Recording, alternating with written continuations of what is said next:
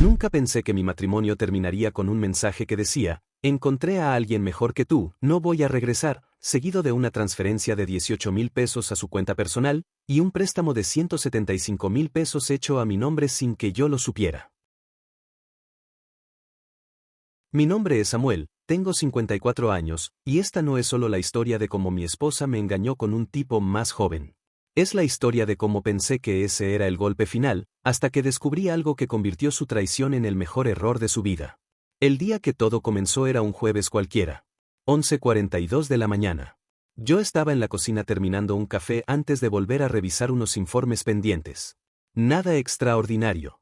Nada que indicara que en cuestión de minutos mi vida iba a partirse en dos.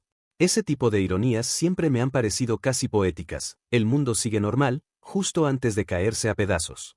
Mi esposa Danilza debería haber estado en el cuarto día de su viaje de chicas a Palm Springs.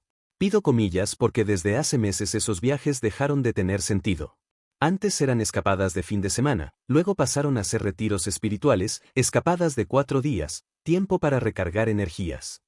Yo no dije nada. Supongo que, con el tiempo, uno aprende a medir el silencio en lugar de las palabras. El celular vibró. Vi su nombre en la pantalla.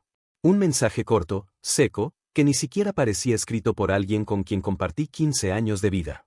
No voy a regresar. Encontré a alguien mejor y más joven que tú. Abajo había una captura de pantalla, una transferencia de 18,000 pesos desde nuestra cuenta conjunta hacia su cuenta personal. Era el golpe final simbólico, acompañado de su despedida. No respondí de inmediato. Dejé el celular a un lado. Terminé mi café. Suena extraño, pero en ese momento mi mente no corrió hacia el desastre emocional, sino hacia el análisis. Eso me pasa por mi profesión. Soy contador forense. Mi cerebro está entrenado para ver discrepancias, patrones, movimientos extraños. Y en nuestro matrimonio, los últimos meses habían sido una colección de movimientos sospechosos. Solo que había decidido ignorarlos, por amor, por costumbre, o quizá por cansancio. Siempre supe que algo estaba mal. La ropa nueva que nunca usaba conmigo. Los viajes que se alargaban cada vez más. Las llamadas que terminaban cuando yo entraba en la habitación. El perfume diferente, las excusas demasiado pulidas. Lo noté todo. No porque fuera intuitivo, sino porque era mi trabajo notar cosas. Pero decidí callar. Pensé que era una mala racha, que se le pasaría. Ese silencio fue mi primer error, o tal vez fue haberme casado con alguien que jamás comprendió el valor de mi trabajo. Con un suspiro, tomé la laptop y abrí una cuenta de correo que Danilza no sabía que existía. Ahí estaban las notificaciones del sistema de seguridad del banco, 3 intentos fallidos de cambiar contraseñas en cuentas que ella no conocía. Ahí entendí algo. Danilza no solo se estaba yendo. Ya tenía tiempo preparándolo. No era solo traición emocional, era logística. Era estrategia. Y eso sí que me dolió. Le respondí con 2 palabras. Buena suerte. Luego llamé a mi hermano Jason. ¿Recuerdas ese plan de contingencia que discutimos hace 5 años? Le pregunté. ¿Estás seguro? Me dijo. Sí. Ella acaba de hacer su jugada. Él no preguntó más. Jason es así. Conoce mis silencios. Mi familia siempre sospechó de Danilza, pero nadie quiso interferir. En cierto modo, estoy agradecido por eso. Necesitaba llegar al punto de quiebre por mí mismo. Miré a la pared donde teníamos una foto de nuestra boda. Era la única imagen de nosotros dos que quedaba colgada. Quizá debía haber entendido antes lo que esa soledad en la pared significaba.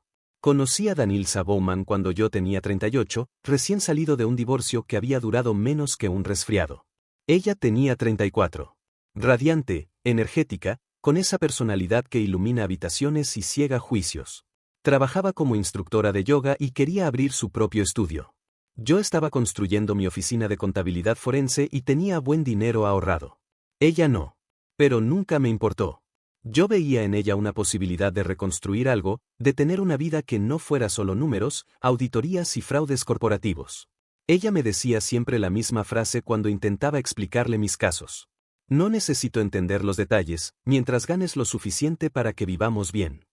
Ahí, en esa frase, estaba escondida la bomba de tiempo. Financié su estudio de yoga. Yo pagué absolutamente todo. El alquiler del local, la remodelación, los equipos, la publicidad inicial. Ella se convirtió en la dueña, pero yo fui quien puso cada centavo. Aún así, me sentí orgulloso cuando el negocio empezó a funcionar. Luego quiso una casa más grande. Después, viajes más caros. Autos de lujo. Retiros espirituales.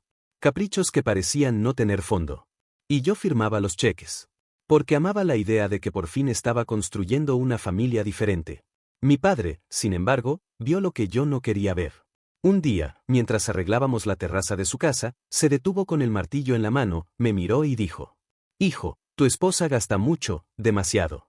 Solo asegúrate de que valore lo que haces para ganar ese dinero». En ese momento defendí a Danilza. Hoy entiendo que él no me hablaba de dinero. Me hablaba de respeto. Todo eso me pasó por la mente mientras abría los documentos que mi hermano me envió a mi correo. Era un archivo PDF con los papeles del divorcio que Danilza había acelerado a mis espaldas. Los firmé sin pensarlo demasiado. No porque estuviera calmado, sino porque estaba agotado. Pensé que ese sería el final. Que el dolor más grande ya había pasado.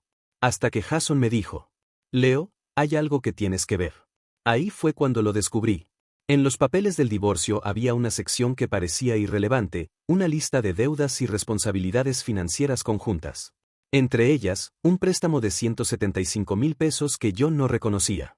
Revisé los documentos y sentí que la sangre me abandonaba el cuerpo. Mi nombre aparecía como aval. El préstamo había sido tomado por el amante de mi exesposa. Y yo figuraba como responsable si él no pagaba. Lo firmaron usando información personal que solo Danilza conocía. No sabía nada. Ni una palabra. Habían usado mi nombre, mis bienes, mi reputación, para financiar el negocio de ese tipo. Fue el momento más cercano a querer destruirlo todo. Pero no exploté. No grité. No lloré. Ahí decidí algo. Si Danilza estaba jugando sucio, yo iba a jugar mejor. No con golpes. No con escándalos. Sino con precisión. Con cálculo. Con estrategia. La misma estrategia que durante años ella no supo que dominaba a la perfección. Y créeme, nunca vieron venir lo que hice después. Nunca vieron venir lo que hice después. Porque, mientras Danilza creía que yo era un hombre predecible, dócil y cegado por la rutina, nunca entendió lo más importante: mi trabajo no era hacer impuestos. Mi verdadero trabajo era reconstruir fraudes financieros sofisticados, rastrear inconsistencias, seguir el rastro del dinero hasta encontrar al culpable. Y justo en ese momento, mi matrimonio entero se convirtió en un caso más. Uno muy personal, sí, pero un caso al fin y al cabo. Lo primero que hice fue revisar el préstamo. Quería entender el alcance del daño. Era un préstamo comercial a nombre del amante de Danilza, Evan Carlyle, 32 años, emprendedor, según su sitio web. Cuando busqué su perfil empresarial quedé impresionado. No por su éxito, sino por lo descaradamente inflado que estaba. Contexto falso. Testimonios falsos. Credenciales que no existían. Todo eso hubiera sido irrelevante si no fuera por el pequeño detalle de que, gracias a Danilza, mi nombre estaba ahora ligado a ese incompetente.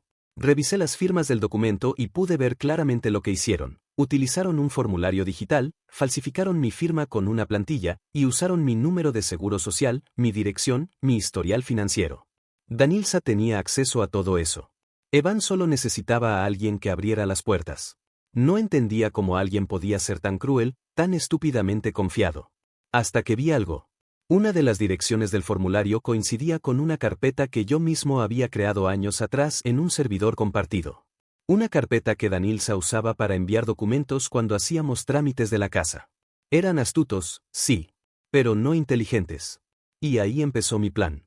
Abrí mi antiguo cuaderno de contingencias. Ese cuaderno que había preparado con Jason hacía 5 años, en una época en la que Danilza ya mostraba señales de egoísmo, pero yo todavía estaba enamorado lo suficiente para creer que podía salvarse.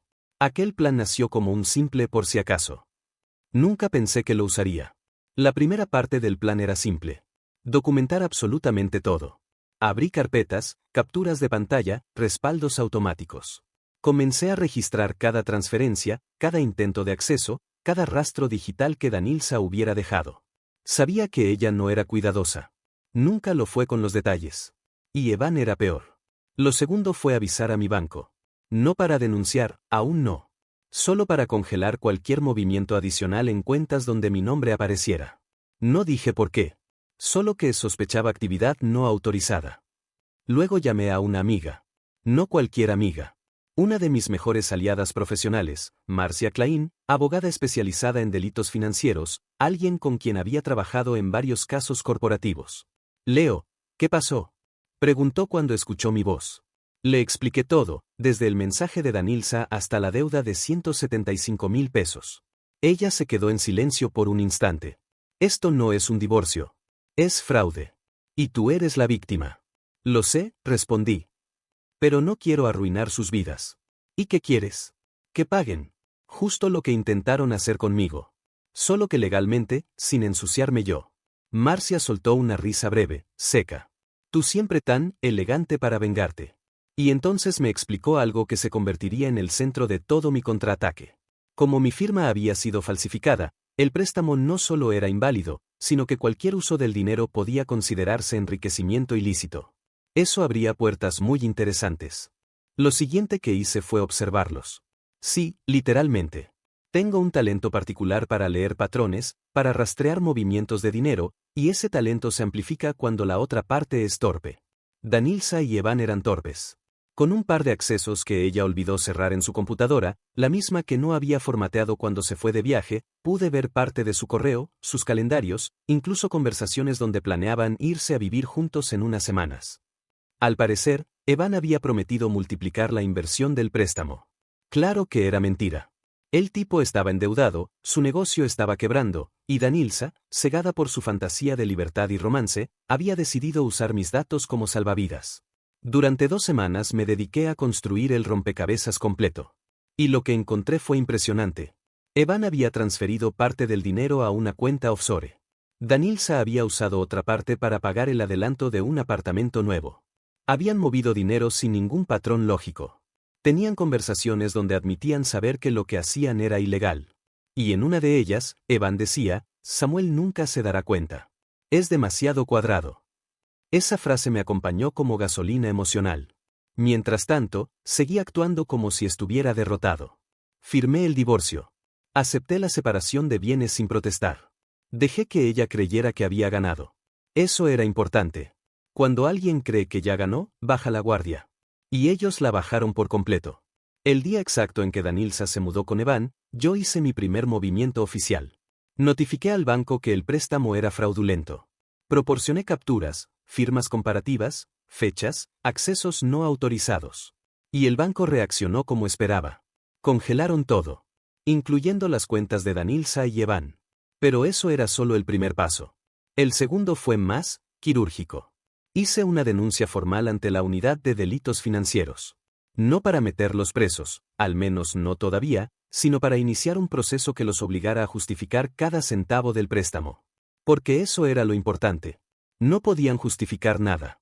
El negocio de Evan estaba prácticamente en ruinas. El dinero no había sido invertido. Casi la mitad había desaparecido en gastos personales. Y lo peor, todo estaba manchado por la falsificación. Alguien tenía que responder por eso. Y como yo no era responsable legal del fraude, ellos sí. Cuando la notificación oficial les llegó, ocurrió exactamente lo que predije. Danilza me llamó. La primera vez ignoré la llamada. La segunda también. A la tercera decidí responder. Samuel, ¿qué está pasando? Su voz sonaba tensa, rota, muy diferente a aquella seguridad con la que me había dicho encontré a alguien mejor. Fraude, respondí. ¿Qué? ¿Qué fraude? El préstamo, Danilza. El préstamo que firmaron usando mi nombre. El que tú sabías que era ilegal. Hubo un silencio largo. Pude imaginarla mirándose en el espejo, buscando una excusa rápida. No, yo. Evan me dijo que tú habías dado permiso. ¿Mi firma falsificada te pareció mi permiso? Su respiración tembló. Por primera vez en años, la escuché sin máscaras. Samuel, por favor, nos pueden meter en problemas. No sabíamos. No sabían nada porque nunca se detuvieron a pensar. Solo querían mi dinero. Y lo peor es que creyeron que no iba a darme cuenta. Por favor, Leo, solo dime qué quieres. Supe que ese era el momento correcto. Y lo dije con calma, como quien revisa un contrato. Quiero que paguen cada centavo. Luego colgué. Danilza volvió a llamar 4 veces. Evan me escribió un correo lleno de excusas patéticas. Yo no respondí. Ya no era su esposo herido. Era el contador forense que ellos jamás imaginaron enfrentar. Los días siguientes fueron un caos para ellos. El banco congeló las cuentas de Evan. El adelanto del apartamento quedó en investigación. El estudio de yoga de Danilza perdió acceso a fondos para pagar sus clases. Y la unidad de delitos financieros comenzó a pedirles comprobantes que no tenían. La presión aumentó tan rápido que no tardaron en implosionar. 3 semanas después, a las 2:14 de la madrugada, Danilza me envió un mensaje. Evan me dejó. No sé qué hacer. Por favor, necesito hablar contigo. No respondí. Ese mismo día, Marcia me llamó con una noticia interesante. Tienes 2 opciones, me dijo. Seguir con el proceso penal y dejar que los dos se enfrenten cargos. Llegar a un acuerdo donde te paguen todo lo que intentaron sacarte, más los daños, mientras se archiva el proceso. ¿Qué me conviene más? Pregunté. Si quieres justicia, la primera. Si quieres ganarle, la segunda. Lo pensé por 2 días. Y decidí algo muy simple. No quería destruir sus vidas. No quería cárcel. No quería drama. Quería que sintieran exactamente lo que yo sentí. La impotencia de ver cómo tu mundo se desmorona por haber confiado en la persona equivocada. Así que acepté avanzar con la segunda opción. Aunque sabía perfectamente que el acuerdo sería devastador para ellos. Cuando nos reunimos para firmar el acuerdo, Danilza estaba irreconocible. Ojerosa. Nerviosa. Sin maquillaje. Con el pelo atado de cualquier forma. Evan ni siquiera fue, envió a un abogado barato, casi desesperado. El documento era claro. Devolver el monto total del préstamo. Cubrir honorarios legales. Cubrir daños financieros derivados del uso de mis datos. Dejar constancia de que yo no tuve ninguna participación. Y renunciar a cualquier reclamo futuro relacionado al divorcio. En resumen, todo el dinero que intentaron robarme, ahora me pertenecía legalmente. Danilza apenas podía sostener el lapicero. Sus manos temblaban. En un momento levantó la mirada y dijo: Samuel, ¿por qué estás haciendo esto? Me quedé callado unos segundos. No por duda, sino porque quería que entendiera la respuesta. Porque tú también me enseñaste algo, dije finalmente. Que cuando alguien no valora lo que tiene, lo pierde. Y tú lo perdiste todo, Danilza. Ella afirmó. Yo también. Luego me levanté, tomé mis documentos, y me fui sin mirar atrás. Había terminado. O eso creí. Porque la parte final de la historia, la que jamás imaginé, estaba a punto de comenzar. Porque la parte final de la historia, la que jamás imaginé, estaba a punto de comenzar. Los acuerdos legales no tardaron en hacerse efectivos. El dinero comenzó a llegar en pagos programados. El banco cerró definitivamente la investigación conmigo como víctima. Marcia archivó todo lo necesario y me aseguró que Evan estaría lidiando con las consecuencias durante años. Pensé que ahí terminaba todo. Pero un mes después, recibí una carta certificada. No era de Evan. No era del banco. Ni siquiera de Danilza. Era del abogado personal de la familia Bowman, el padre de Danilza. Eso me sorprendió. El padre de Danilza, Robert Bowman, nunca me había tratado especialmente mal, pero tampoco éramos cercanos. Era un hombre tradicional, serio, de esos que creen que todo se puede arreglar con disciplina y buenos modales. No había hablado con él desde mucho antes del divorcio. La carta decía: Samuel, necesitamos hablar sobre algo relacionado con Danilza. Es importante. No te pedimos nada, solo tu presencia. Debajo, una dirección, su casa en Cedar Rapids. Y una fecha, sábado, 10 de la mañana. Pensé ignorarlo. Pero algo en la forma en que estaba escrito, tan formal, tan intencional, me llamó la atención. Y, lo admito, una parte de mí quería saber qué había sido de Danilza. No desde la nostalgia, sino desde la curiosidad humana. ¿En qué terminó todo para ella? Así que acepté. Cuando llegué a la casa de los Bowman, Danilza estaba sentada en el sofá, con una manta sobre las piernas, mirando al piso. Su madre estaba a su lado, sosteniéndole las manos. Robert estaba de pie, rígido, con expresión seria. Danilza levantó la vista apenas me vio entrar. Había perdido peso. Tenía la mirada apagada.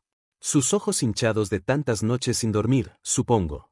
No era la misma mujer que me había enviado, encontré a alguien mejor y más joven que tú. Gracias por venir, Samuel, dijo Robert, estrechándome la mano. No sabía que fuera necesario, respondí. Lo es. Nos sentamos. Una incomodidad casi física se sentía en la sala. Danilza abrió la boca para hablar, pero tembló. Su madre la acarició en el hombro. Samuel, comenzó Robert, te hemos llamado porque Danilza quiere explicarte algo. No para justificarlo, solo, para que lo entiendas. La miré. Ella respiró profundo. Evan me dejó, susurró. No solo eso, me estafó a mí también. Guardé silencio. Cuando las cuentas se congelaron, me dijo que necesitábamos un abogado y que él se encargaría. Yo le transferí lo poco que me quedaba, y desapareció. Se fue del estado. Ni siquiera sé dónde está. Era irónico. El estafador había estafado a la persona que me había estafado a mí. Perdí el estudio, continuó. Tuve que cerrarlo. Los alumnos cancelaron cuando no pude pagar el local. Estoy viviendo con mis padres. No tengo ahorros. No tengo nada, Samuel. No supe qué responder. No porque sintiera pena, sino porque la situación era un espejo torcido de lo que ella me había hecho. Aún así, sabía que yo no estaba ahí para celebrar su caída. No necesitas decir nada, añadió Robert. Sabemos que Danilza arruinó todo. Sabemos que te lastimó, que cometió crímenes, que abusó de tu confianza. Y no venimos a pedirte que regreses ni que la ayudes. Venimos porque hay algo que Danilza quiere decirte desde hace semanas, pero no se atrevía. Danilza tragó saliva. Samuel, tú no merecías nada de lo que te hice. Fui egoísta. Me dejé manipular. Y cuando me di cuenta, ya había destruido demasiado. No busco que me perdones. Solo quería decirte que, lo siento. De verdad. Me quedé inmóvil. Esa era la disculpa que nunca pensé escuchar. No sabía qué hacer con ella. No sabía si aceptarla, si rechazarla, si simplemente dejarla caer en el vacío. Así que dije la única verdad que tenía en ese momento. Danilza, yo ya seguí adelante. Ella asintió, llorando en silencio. Lo sé, murmuró. Y me alegro por ti. De verdad. Me levanté para irme. Ya no había nada más que hablar. Pero justo cuando iba a abrir la puerta, Robert me detuvo con una pregunta que me dejó inmóvil. Samuel, ¿sabes dónde está Evan? Me giré lentamente. No, respondí. Y no me interesa. A nosotros sí, intervino la madre de Danilza, con una mezcla de rabia y dignidad. Ese hombre destruyó a nuestra hija. Le quitó todo. Creemos que se llevó dinero que no era suyo y queremos intentar recuperarlo. Me crucé de brazos. ¿Y por qué creen que yo sabría algo? Robert me miró directamente, como solo un padre que ha vivido suficiente puede hacerlo. Porque tú eres el único en esta sala capaz de encontrarlo. La frase cayó como un peso sobre el aire. Y entendí que no estaban equivocados. Yo sí podía encontrarlo. De hecho, ya había encontrado parte de su rastro semanas atrás. Solo que nunca me importó seguirlo. Hasta ese momento. Los miré a todos. Danilza llorando silenciosamente. Sus padres intentando sostenerla. Y pensé en algo. No quería ayudarla. No por ella. Pero su padre, ellos, no tenían la culpa de lo que ella hizo. Siempre me trataron con respeto. Y si Evan había robado también de ellos, la justicia aún no estaba completa. Puedo intentarlo, dije finalmente. Pero no prometo nada. El alivio en el rostro de Robert fue inmediato. Gracias, Samuel. Te pagaremos lo que pidas. No quiero dinero. ¿Entonces qué quieres? Preguntó Danilza, con voz débil. Pensé unos segundos. Solo una cosa, que esta sea la última vez que nos vemos por algo relacionado con Evan. Danilza asintió. Nos despedimos con un silencio que lo decía todo. Salí de esa casa sin saber que lo que estaba a punto de descubrir era mucho más grande de lo que imaginaban. Encontrar a Evan no fue difícil. Los estafadores tienen un patrón, huyen rápido, pero nunca llegan lejos, porque siempre creen que pueden empezar de cero sin que nadie los busque. Comencé rastreando sus últimas transferencias. Usaba un neobanco barato, poco protegido, perfecto para gente que piensa que puede esconderse en la era digital. Luego seguí los recibos de sus pagos recurrentes, un gimnasio, un alquiler temporal, un servicio de streaming. Todo llevaba a Kansas City. Llegué un martes por la tarde. No esperaba encontrarlo rápido. Pero la suerte, o algo parecido, estuvo de mi lado. Porque justo cuando salía del estacionamiento del hotel, lo vi. Evan. Cargando cajas. Saliendo de una pequeña tienda de comida natural. Con el mismo corte de cabello pretencioso. Con la misma expresión de seguridad falsa. Me mantuve a distancia. No necesitaba confrontarlo. Solo confirmar dónde vivía. Lo seguí varias cuadras hasta un edificio de apartamentos modestos. Tomé fotos. Grabé un video corto. Todo para uso legal. Nada más. Pero mientras lo observaba, vi algo que me hizo fruncir el ceño. Evan no estaba solo. Estaba con otra mujer. De unos 30. Sonriendo. Cargando cajas con él. Besándolo en la mejilla. Y ahí entendí algo. Danilza había sido reemplazada tan rápido como yo. Evan tenía un patrón. Buscar mujeres vulnerables, usarlas para financiarse, y después desaparecer. Y ahora había alguien más en la línea de fuego. No podía permitirlo. No porque fuera mi responsabilidad. No porque sintiera compasión. Sino porque, después de todo, no soportaba la idea de ver otro desastre repetirse ante mis ojos. Así que hice lo que mejor sé hacer. Documenté todo. Fechas. Horarios. Direcciones. Patrones de compra. Rastros digitales. Conexiones financieras. En 3 días tenía un expediente completo. Tan completo que la policía local habría tenido razones suficientes para abrir una investigación por fraude, robo de identidad y evasión financiera. Pero no los llamé aún. Primero, quería hablar con la mujer. La encontré saliendo del edificio una tarde, caminando hacia su auto. Me acerqué con calma. ¿Eres Laura? Pregunté. Ella se detuvo, cautelosa. Sí. ¿Nos conocemos? No. Pero creo que necesitas saber con quién estás viviendo. Le ofrecí una carpeta. Dentro, pruebas. Fotos. Movimientos bancarios. Denuncias. La historia completa. Ella la abrió. Su rostro pasó de curiosidad, a pánico, a ira pura. «Oh, Dios», susurró. Él me dijo que su ex lo había arruinado. Que estaba empezando de cero. Me pidió que lo ayudara con mi cuenta. Me dijo que era temporal. Ahí estaba. El patrón perfecto. «Sal de ahí», le dije. «Ahora. No vuelvas esta noche. No le digas que hablé contigo. Y llévale esto a la policía.